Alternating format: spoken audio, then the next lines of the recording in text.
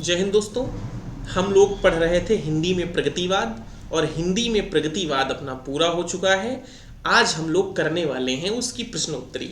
आज की प्रश्नोत्तरी में कुल 50 प्रश्न हैं जिनको हम लोगों को देखना है। तो आज का पहला प्रश्न ये है कि आज का पहला प्रश्न है कि निम्नलिखित में से प्रगतिवाद की प्रवृत्ति नहीं है। 4 विकल्प आपके पास ये हैं। पहला ये है कि साम्यवाद के प्रति आस्था, दूसरा विकल्प ये है कि अति यथार्थवाद, तीसरा विकल्प है कि शोषित वर्ग के प्रति करुणा, शोषक वर्ग के प्रति आक्रोश, और चौथा विकल्प ये है कि हिंसक क्रांति का समर्थन। तो आप लोग बताइए कि इनमें से कौन सी प्रगतिवाद की प्रवृत्ति नहीं है। तो इसका सही जवाब हो जाएगा अति यथार्थवाद प्रगतिवाद की प्रवृत्ति ना होकर प्रयोगवाद की विशेषता है। बाकी 3 प्रगतिवाद की प्रवृत्तियां हैं। अब दूसरा क्वेश्चन हम लोग देखेंगे। दूसरा क्वेश्चन ये है कि राजनीति के क्षेत्र में ये एक कथन है, आपको बताना है कि ये कथन किसका है। कथन ये है कि राजनीति के क्षेत्र में जो मार्क्सवाद व साम्यवाद है, साहित्य के क्षेत्र में वही प्रगतिवाद है। ये कथन किसका है आपको बताना है। आपके पास विकल्प हैं। पहला विकल्प आपके पास नगेंद्र, दूसरा विकल्प नंद दुलारे वाजपेयी, तीसरा विकल्प बच्चन सिंह और चौथा विकल्प रामविलास शर्मा। इनमें से आपको बताना है कि सही जवाब क्या होगा। तो दूसरे प्रश्न का सही जवाब हो जाएगा रामविलास शर्मा। इसका सही जवाब है रामविलास शर्मा।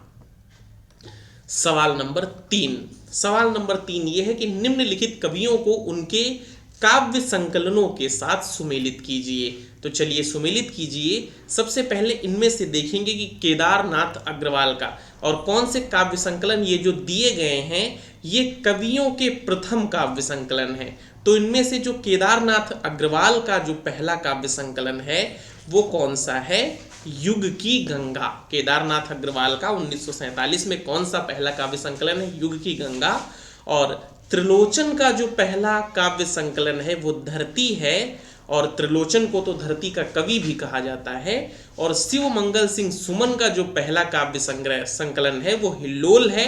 और नागार्जुन का जो पहला काव्य संकलन है वो 1953 में कौन सा है? युगधारा है। उसके बाद हम लोग बात करेंगे चौथे सवाल की। चौथा सवाल ये है कि प्रगति युगीन किस कवि ने सोनेट छंद की रचना की। चलिए आपको बताना है कि किस कवि ने सोनेट छंद की रचना की। आप लोग विकल्प में से देखिए किस कवि ने सोनेट छंद की रचना की। तब तक मैं आपको बता दूं कि सोनेट होता क्या है। देखिए सोनेट जो होता है वो 14 पंक्तियों की एक कविता होती है, और आपको बताना है कि इनमें से हिंदी में किसने सोनेट की कविता की है। तो सही जवाब हो जाएगा वासुदेव सिंह त्रिलोचन। इसीलिए वासुदेव सिंह त्रिलोचन का एक उपनाम भी है सोनेट का कवि। बढ़ते हैं आगे और देखते हैं 5वां सवाल। 5वां प्रश्न ये है कि त्रिलोचन की कौन सी रचना सोनेट छंद में रचित है। चलिए इनमें से बताइए कि त्रिलोचन की कौन सी रचना सोनेट छंद में रचित है। आपके पास विकल्प हैं दिगंत, ताप के ताए हुए दिन, तुम्हें सौंपता हूं और उस जनपद का कवि हूं। इनमें से कौन सी रचना त्रिलोचन की है जिनमें सोनेट छंद है? तो इसका सही जवाब हो जाएगा दिगंत। त्रिलोचन की जो है ये रचना 1957 में लिखी गई है, और दिगंत जो रचना है त्रिलोचन की वो सोनेट छंद में रचित है। उसके बाद हम लोग बात करेंगे प्रश्न नंबर 6 की। और प्रश्न नंबर 6 ये है कि प्रगतिशील त्रयी के 3 स्तंभों में से कौन नहीं है। तो इसका सही जवाब हो जाएगा शिव मंगल सिंह सुमन को रिमूव कर दीजिए। बाकी नागार्जुन, केदारनाथ अग्रवाल और त्रिलोचन ये तीनों जो हैं वो प्रगतिशील त्रयी के 3 स्तंभ हैं। अगर आपसे सवाल ये ऐसे भी आ सकता है कि प्रगतिशील त्रयी में कौन कौन है, तो नागार्जुन है, केदारनाथ अग्रवाल है और त्रिलोचन है। अब हम बात करेंगे प्रश्न नंबर 7 की। तो 7वां प्रश्न आपसे ये है कि प्रगतिवाद उपयोगितावाद का दूसरा नाम है। ये कथन किसका है? बच्चन सिंह का है, नंद दुलारे वाजपेयी का है, नामवर सिंह का है, या हजारी प्रसाद द्विवेदी का है। तो ये जो कथन है वो नंद दुलारे वाजपेयी का है। उसके बाद सवाल नंबर 8 देखते हैं। सवाल नंबर 8 ये है कि शिवदान सिंह चौहान का निबंध कौन सा निबंध भैया?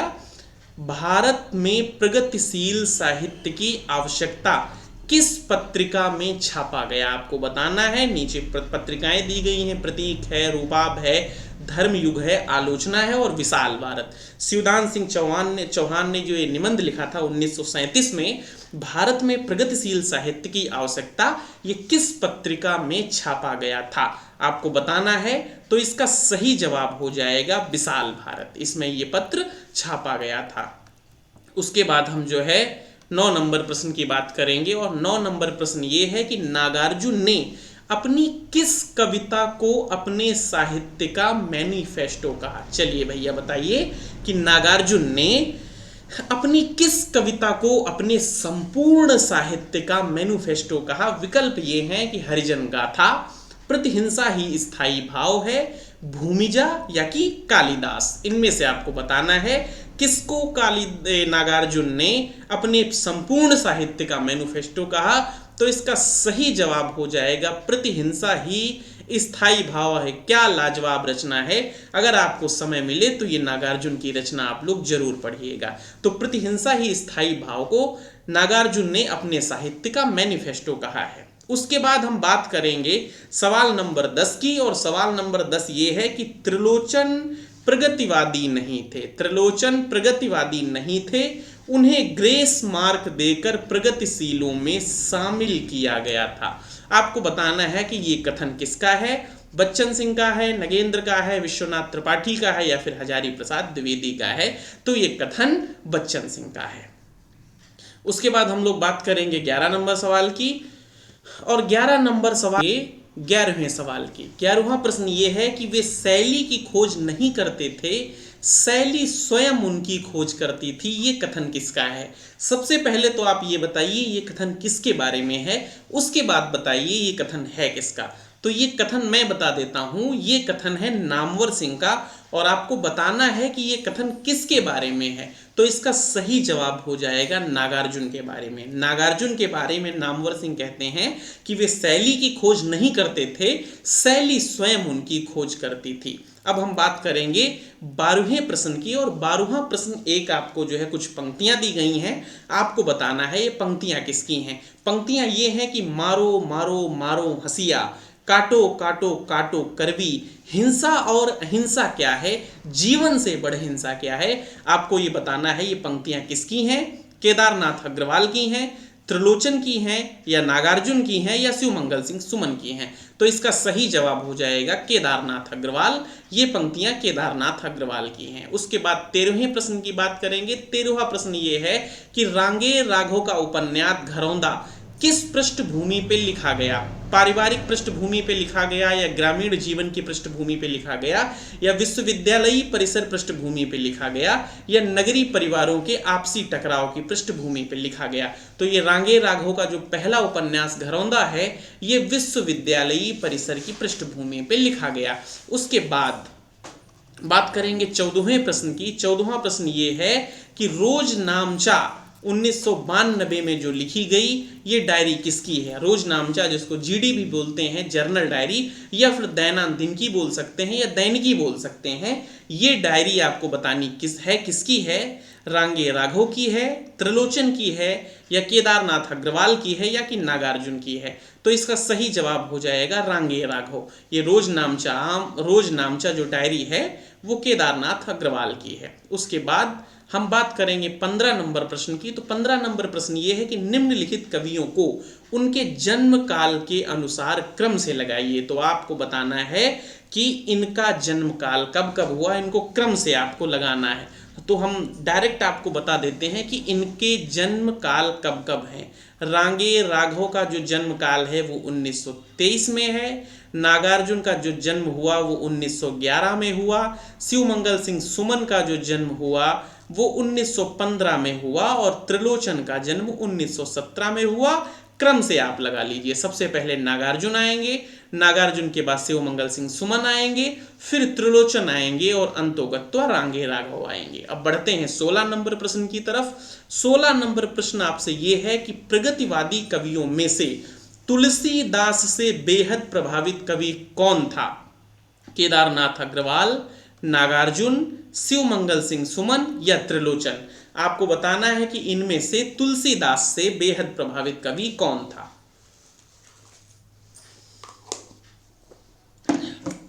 तो इसका सही जवाब हो जाएगा त्रिलोचन। त्रिलोचन जो थे वो तुलसीदास से बेहद प्रभावित कवि थे। उसके बाद हम बात करेंगे प्रश्न नंबर 17 की। प्रश्न नंबर 17 यह है कि तुलसी बाबा भाषा मैंने तुमसे सीखी, मेरी सजग चेतना में तुम रमे हो, ये किसकी पंक्तियां हैं। अभी हमने बताया कि प्रगतिवादी रचनाकारों में तुलसीदास से सर्वाधिक प्रभावित त्रिलोचन थे और ये पंक्तियां त्रिलोचन की ही हैं। उसके बाद हम बात करेंगे प्रश्न नंबर 18 की, और प्रश्न नंबर 18 ये है कि राह न रुकी, चीवर, विषाद मठ, कब तक पुकारूं, यह उपन्यास किसके हैं। तो आपको बताना है, नीचे 4 ऑप्शन दिए गए हैं, इन 4 ऑप्शनों में से ये उपन्यास किसके हैं। तो इसका सही जवाब हो जाएगा रांगेय राघव। ये उपन्यास किसके हैं, रांगेय राघव के ये उपन्यास हैं। उसके बाद प्रश्न नंबर 19 की बात कर लें तो 19 नंबर का प्रश्न ये है कि प्रगतिवादी किस कवि को छायावादोत्तर पंथ कहा जाता है। चलिए 4 विकल्प आपके पास हैं, इन चारों विकल्पों में से आपको बताना है कि प्रगतिवादी किस कवि को छायावादोत्तर पंथ कहा जाता है। तो इसका सही जवाब हो जाएगा केदारनाथ अग्रवाल। केदारनाथ अग्रवाल को छायावादोत्तर पंथ कहा जाता है। उसके बाद हम बात करेंगे प्रश्न नंबर 20 की, और प्रश्न नंबर 20 ये कहता है कि नागार्जुन जितने क्रांतिकारी सचेत रूप में हैं उतने ही क्रांतिकारी अचेत रूप में हैं, ये कथन किसका है। तो ये कथन है रामविलास शर्मा का। उसके बाद हम बात करेंगे 21वें क्वेश्चन की, और 21वां क्वेश्चन ये है कि 1936 ईस्वी में लखनऊ में भारतीय प्रगतिशील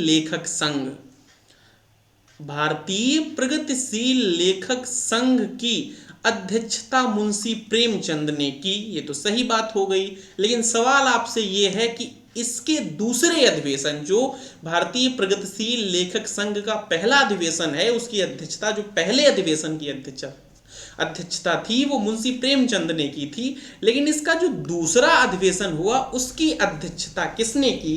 तो इसका सही जवाब हो जाएगा रविंद्रनाथ टैगोर, और ये 1938 में दूसरा अधिवेशन हुआ था। 22वें प्रश्न की बात कर लेते हैं। 22वां प्रश्न ये है कि प्रगतिवाद के किस कवि का उपनाम बालेंदु भी था। तो इनमें से आपको बताना है कि प्रगतिवाद के किस कवि का नाम बालेंदु भी था। तो इसका सही जवाब हो जाएगा केदारनाथ अग्रवाल का उपनाम बालेंदु भी था। उसके बाद हम बात करेंगे 23वें सवाल की, और 23वां सवाल यह है कि किस प्रगतिवादी कवि ने लाहौर से निकलने वाली पत्रिका दीपक का संपादन किया था। 4 विकल्प हैं, इनमें से आपको बताना है कि एक पत्रिका जो थी, जो लाहौर से निकलती थी, दीपक नाम की, उसका संपादन किसने किया था। तो इसका सही जवाब हो जाएगा नागार्जुन। उस समय देश विभाजित नहीं हुआ था, 1936 या 37 के अगल बगल की ये बात है। लाहौर से जो पत्रिका निकलती थी दीपक, उसका संपादन नागार्जुन किया करते थे। 24वां प्रश्न आपसे ये है कि प्रगतिवाद की समय सीमा क्या है। आपको बताना है प्रगतिवाद की समय सीमा क्या है। 36 से 45, 36 से 52, 36 से 43 या 18 से 45, इनमें से सही विकल्प कौन सा होगा। तो इनमें से सही विकल्प हो जाएगा 1936 में। 1936 में पंत ने जब लिखा युगांत, और उन्होंने छायावाद युग की घोषणा कर दी, यहीं से जो है प्रगतिवाद की शुरुआत मानी गई। या इसको ऐसे कह लेते हैं कि जो पहला जो है प्रगतिशील लेखक संघ की जो अधिवेशन हुआ वो 1936 में हुआ, इसीलिए यहाँ से प्रगतिवाद शुरू होता है। और 1943 आते आते अज्ञेय साहब ने एक जो है पत्रिका निकाल दी थी तार सप्तक नाम से, जिसमें 7 कवि थे। वहां से जो है 1943 से प्रगतिवाद समाप्त होकर के प्रयोगवाद की शुरुआत हो जाती है। अब हम लोग बात करेंगे 25वें क्वेश्चन की, और 25वां क्वेश्चन ये है कि किस प्रगतिवादी कवि के बचपन का नाम ठक्कन था। बताइए किस प्रगतिवादी कवि के बचपन का नाम ठक्कन था। 4 विकल्प के रूप में आपके पास केदारनाथ अग्रवाल, त्रिलोचन सुमन, सुमन का मतलब है शिव मंगल सिंह सुमन, और नागार्जुन, इनमें से आपको बताना है कि किसका नाम ठक्कन था। तो नागार्जुन का नाम ठक्कन था और इसकी पीछे कहानी ये है कि नागार्जुन के जो आदरणीय पिताजी हैं, इनके 3 या 4 संतानें मर चुकी थीं। जब नागार्जुन पैदा हुए तो उनको यही लगा कि ये भी एक दिन हमको ठग के चला जाएगा, इसीलिए ठग से लोग उनको जो है, पहले घर से शुरुआत हुई, फिर बाहर के लोग उनको ठक्कन ठक्कन या ठग करके ठक्कन कहने लगे। तो ठक्कन जो उपनाम था वो नागार्जुन था। यात्री भी इनका उपनाम था। ये जो है मैथिली में यात्री से रचनाएं किया करते थे और इनको आधुनिक कबीर भी कहा जाता है। नागार्जुन भी इनका जो है उपनाम है। नागार्जुन भी उपनाम है। ये 1936 में 3 साल के लिए श्रीलंका गए थे, वहीं पे नागार्जुन उन्होंने नाम स्वयं वहां पे एक्सेप्ट कर लिया था। 26वां प्रश्न ये है कि साहित्य में राजाओं का गौरवगान, सुंदरियों का सौंदर्य चित्रण व निजी वेदना की अभिव्यक्ति बहुत हो चुकी। हमें अब अपने सामाजिक दायित्व को समझकर उपेक्षित वर्ग की स्थिति सामने लाकर उसकी दशा सुधारने का प्रयास करना चाहिए। ये जो टिप्पणी आपके सामने प्रस्तुत की गई है, ये किसकी है? पहली चीज, ये जो टिप्पणी है जो 1936 में अपने वहां पहला अधिवेशन हुआ था प्रगतिशील लेखक संघ का, उसमें जो प्रेमचंद ने स्पीच दी थी, उसी स्पीच की ये जो है कुछ लाइनें हैं। तो ये टिप्पणी किसकी हो जाएगी? प्रेमचंद की हो जाएगी। और नामवर सिंह ने इसी टिप्पणी को प्रगतिवाद की आत्मा भी कहा है। उसके बाद हम लोग बात करेंगे 27वें सवाल की, और 27वां प्रश्न आपसे ये कह रहा है कि प्रगतिशील लेखक संघ की स्थापना कब हुई? बेहद सरल प्रश्न है, आपको पता होगा। प्रगतिशील लेखक संघ की स्थापना कब हुई? 1936 में हुई। और इसीलिए 1936 से प्रगतिशील युग की शुरुआत भी मानी जाती है। 28वां सवाल यह है कि इस युग का प्रबलता से समर्थन करने वाला पत्र सुमित्रा नंदन पंत द्वारा प्रकाशित रूपाभ है। ये एक कथन है, आपको बताना है ये बात सही है या गलत है।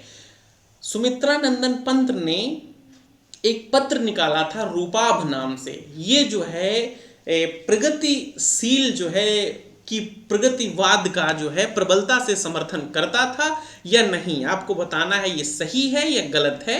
तो ये बात बिल्कुल सही है। उसके बाद हम बात करेंगे 29।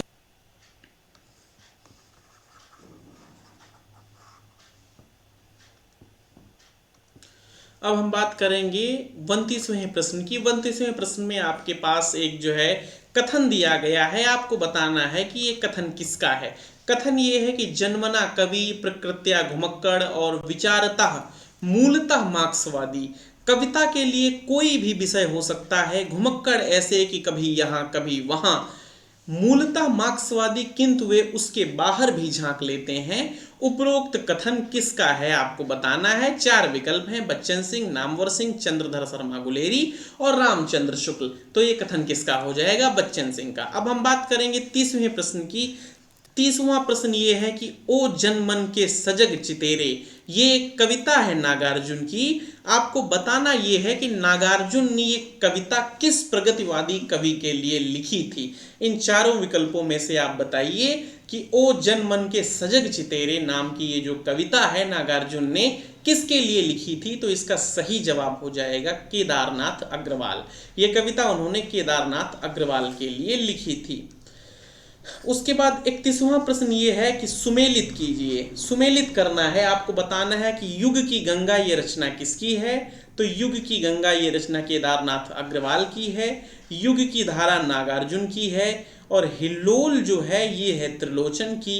और धरती जो है ये हिल्लोल हो जाएगी शिव मंगल सिंह सुमन की। और ये जो धरती हो जाएगी ये किसकी रचना हो जाएगी? ये त्रिलोचन की रचना हो जाएगी। 32वां प्रश्न आपसे फिर वही है कि सुमेलित कीजिए।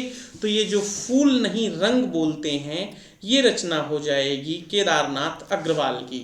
सतरंगे पंखों वाली ये रचना हो जाएगी नागार्जुन की। उस जनपद का कवि हूँ ये रचना हो जाएगी त्रिलोचन की। और मिट्टी की बारात ये रचना हो जाएगी शिव मंगल सिंह सुमन की। उसके बाद बात करेंगे 33वें प्रश्न की। 33वां प्रश्न ये है कि निम्न में से कौन सा उपन्यास रांगे राघव का नहीं है? कौन सा उपन्यास रांगे राघव का नहीं है? चलिए इनमें से बताइए कौन सा उपन्यास जो है वो रांगे राघव का नहीं है। कब तक पुकारूं है कि नहीं, बैलबाजी मार ले गए है कि नहीं, विषाद मठ है कि नहीं, घरौंदा है कि नहीं, आपको बताना है कि कौन सा उपन्यास नहीं है। तो ये जो बैलबाजी मार ले गए ये केदारनाथ अग्रवाल का उपन्यास है और ये केदारनाथ अग्रवाल का अधूरा उपन्यास है।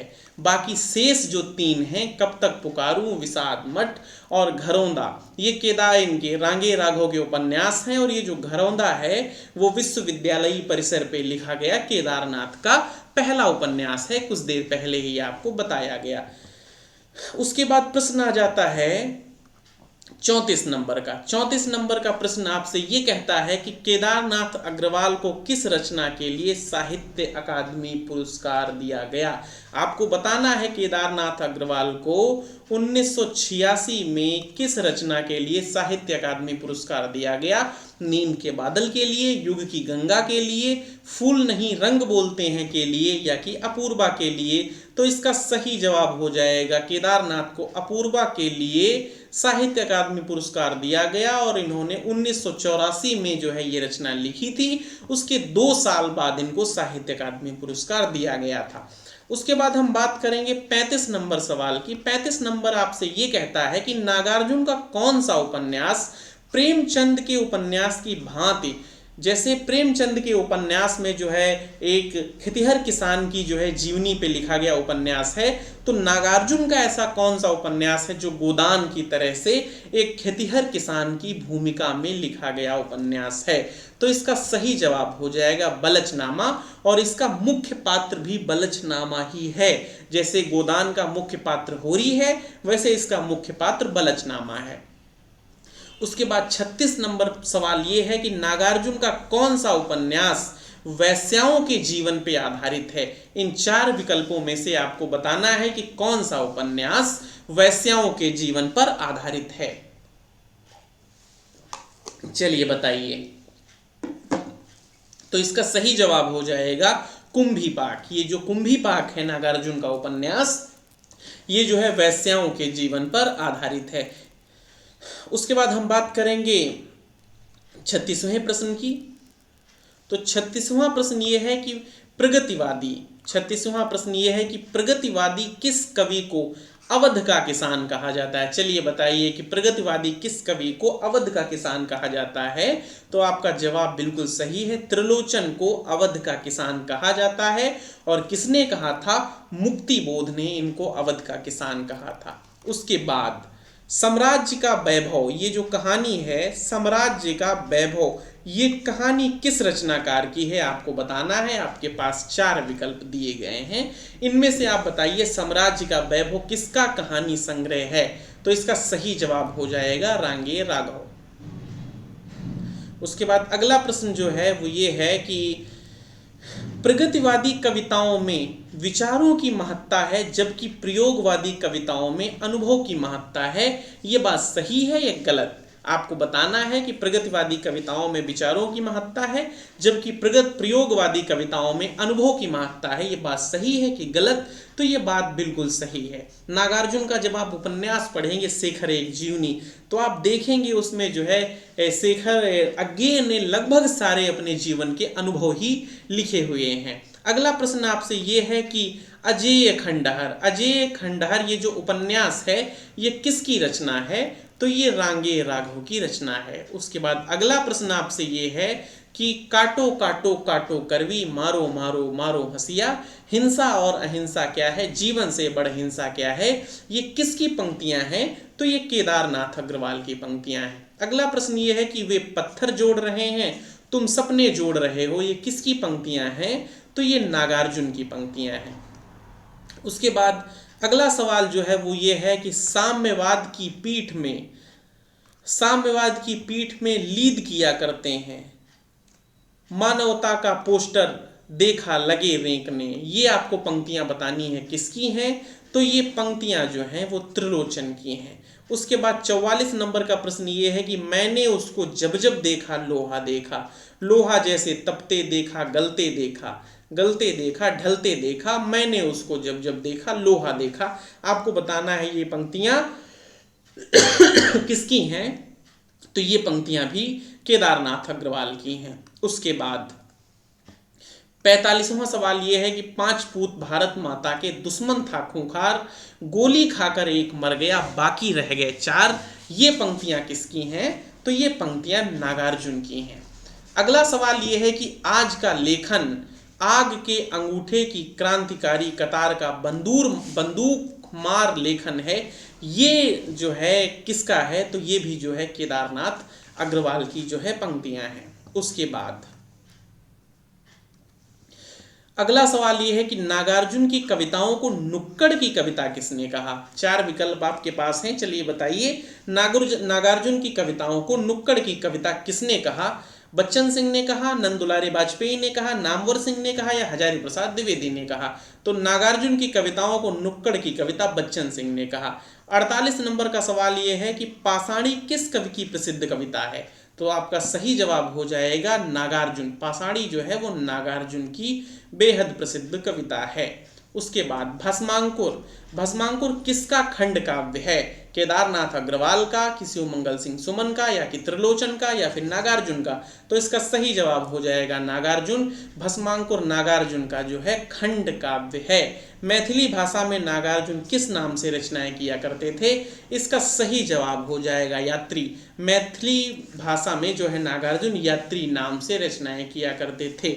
तो अभी तक आपको प्रगतिवाद की 4 क्लासेस पढ़ाई गई। 4 क्लास में आपको प्रगतिवाद बताया गया, 5वीं क्लास में आपको ये प्रश्नोत्तरी करवा दी गई। उम्मीद करते हैं कि अगर आप इन सारी क्लासों को, 5 क्लासों को बेहतर ढंग से देख लेंगे और एग्जामिनर अगर बच्चों के लायक पेपर बनाता है तो इनमें से आप क्वेश्चन कर पाएंगे। अगर आइंस्टीन के लेवल का पेपर आता है तो बात दूसरी है। अगर ये क्लास आपको पसंद आई हो तो क्लास को लाइक कर दीजिए, चैनल को जरूर सब्सक्राइब कर दीजिए और तब तक अपना